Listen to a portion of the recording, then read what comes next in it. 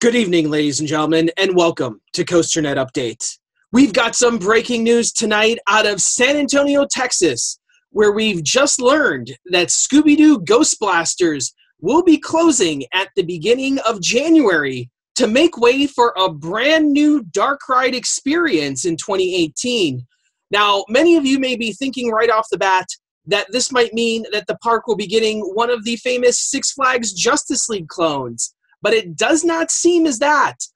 Jeffrey Siebert on Texas Thrill Seekers today dispelled that rumor and said that it would not be a Justice League ride, but however will be the latest in dark ride technology.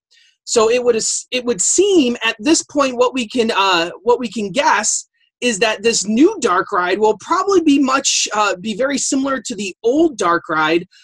And maybe a retheme, maybe an addition of some new technology, some better gun technology, some better targets within the system. One would also assume that Sally Dark Ride is also involved in this. Now, the biggest shock with this whole announcement with Scooby-Doo Ghostblasters is just a few seasons ago, this ride was refurbished to be brought up to a new standard. So it's kind of strange that all of a sudden that Six Flags has decided to get rid of Scooby-Doo. This might mean that the Scooby-Doo IP license is out of the Six Flags control.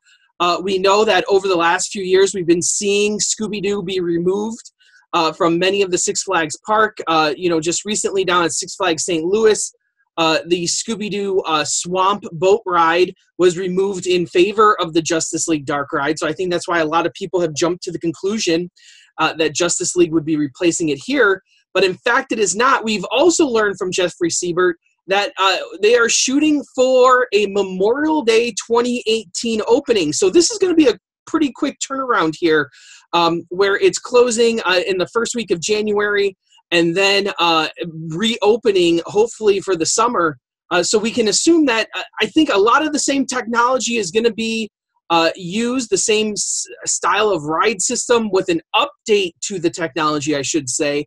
And the question becomes now, what IP are they going to use? Will we see a Looney Tunes IP being added here into a park that already has a number of different Looney Tunes themed rides? You have the themed boat ride. You have the roller coaster there as well, themed to the Roadrunner. So we already see Looney Tunes throughout the whole park. Will this be a brand new DC-themed dark ride that, we've seen that happen with some of these kids things down at Six Flags over Georgia. We see the DC superhero friends being used in their kids area. Might we see something like that be put into this dark ride? I don't know at this point.